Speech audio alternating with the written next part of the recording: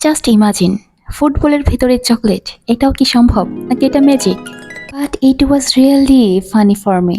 Football থেকে কিভাবে chocolate বের হয় আজকে সেই প্রসেসটাই দেখাবো। এখানে নিয়েছি আমি একটা চকলেটের বক্স, আর এই বক্সটা একদম দেখতে ফুটবলের মতো, জাস্ট ফুটবলের শেপের মতো আর কি। এই বক্সটা হাতে পাওয়ার পর আমি ডিসাইড করে নিয়েছি যে না, এটাকে ফুটবলের কালারও দেওয়া যাক। সেজন্য আমি একটু খোঁজাখুঁজি করে দেখে নিয়েছিলাম যে football black and white colour যেহেতু হয়, কোথায় কোন রংটা দিতে হয় সেটা আমি একটা ছবি বের করে দেন আমি এক এক জায়গায় চিহ্ন দিয়ে রাখতেছিলাম যে কোথায় ব্ল্যাক হবে আর কোথায় হোয়াইট হবে।